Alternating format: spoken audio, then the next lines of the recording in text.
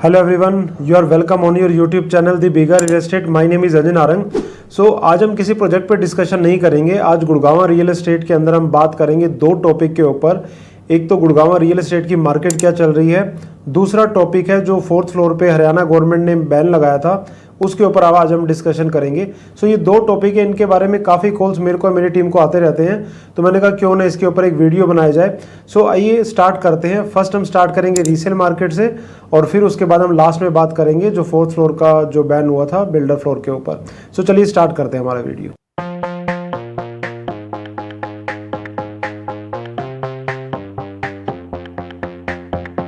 Start करते हैं हम रीसेल मार्केट से।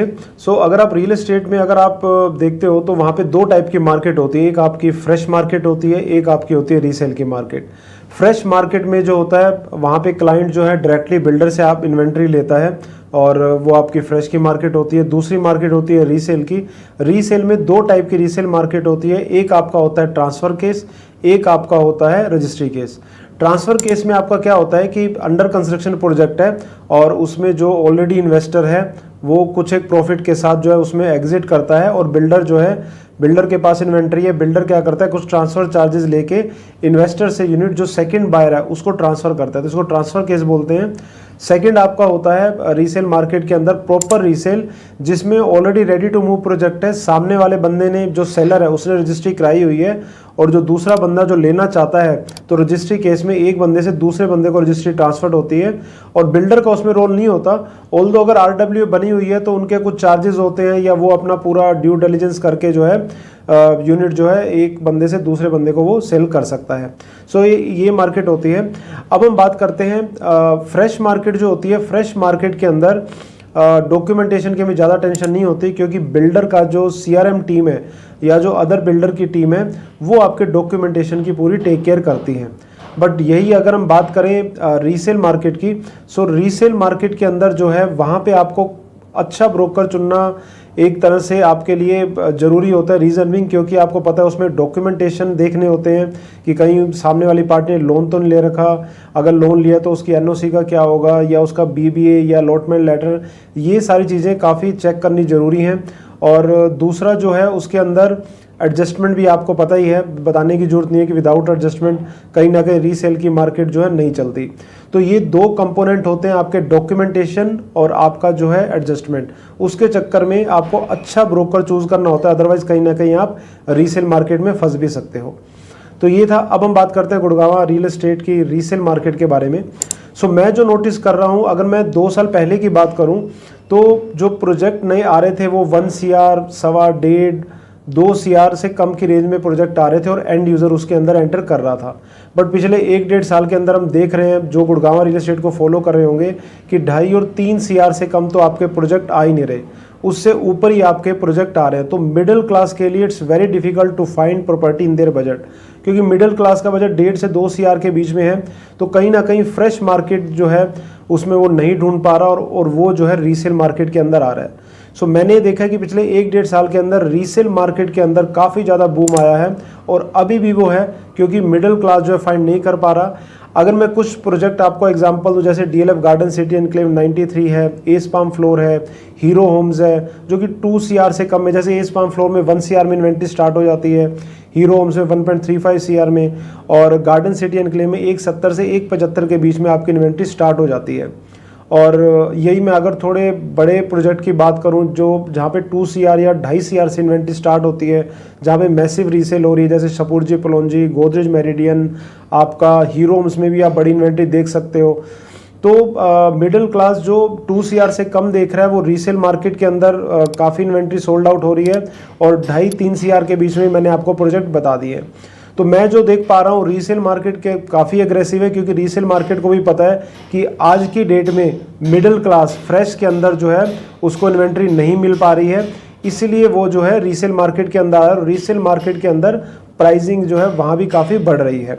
ये जो है रीसेल मार्केट के बारे में है। और जैसे मैंने आपको प्रोजेक्ट बताया, हीरो होम्स है, DLF गार्डन सिटी एनक्लेव है, काफ़ी अच्छी रीसेल्स वहाँ पे हो रही है।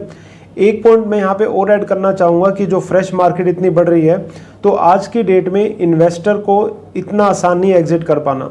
1 डेढ़ 2 साल पहले तक जब प्रोजेक्ट 1 सवा 1.5 करोड़ 2 करोड़ में आ रहे थे तो इन्वेस्टर आपके कम थे, एंड यूज़र ज़्यादा थे, और कहीं ना कहीं इन्वेस्टर 30% पे एग्जिट कर भी जाता था, इनिशियल पेमेंट पे एग्जिट कर जाता था।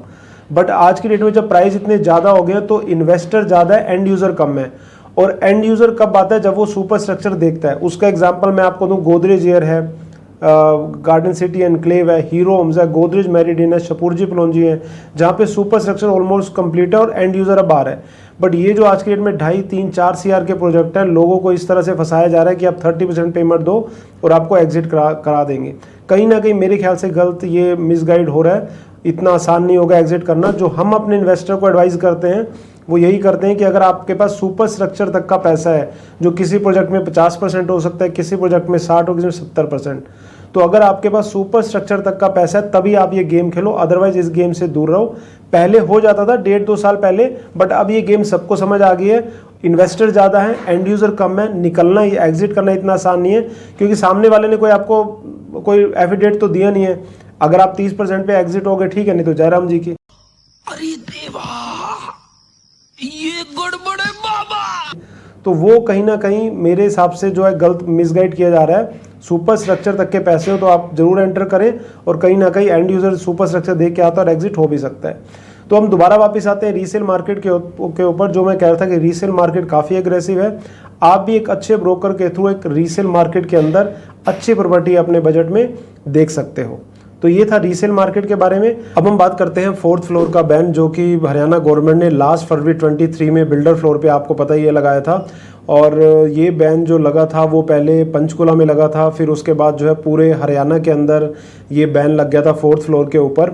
और जब ये बैन लगाया था उसके बाद बिल्डर कम्युनिटी है हरियाणा गवर्नमेंट के पास गई थी, और हरियाणा गवर्नमेंट ने एक कमेटी भी बनाई थी, कमेटी की रिकमेंडेशन भी आई थी।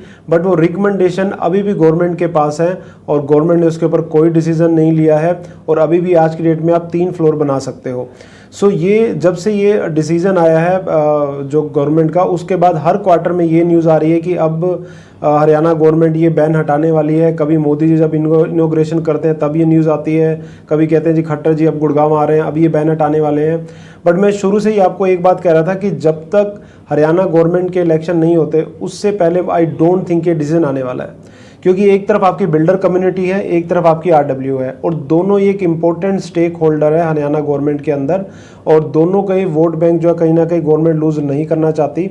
और अगर गवर्नमेंट को बैलेंस अप्रोच रखनी होती, जैसे 12 मीटर पे ओके कर देंगे, 9 मीटर पे ओके नहीं करेंगे, न्यू सेक्टर में ओके कर देंगे, ओल्ड सेक्टर में ओके नहीं करेंगे, 4th फ्लोर, अगर बैलेंस अप्रोच रखनी होती तो आई थिंक गवर्नमेंट कहीं ना कहीं डिसीजन ले लेती।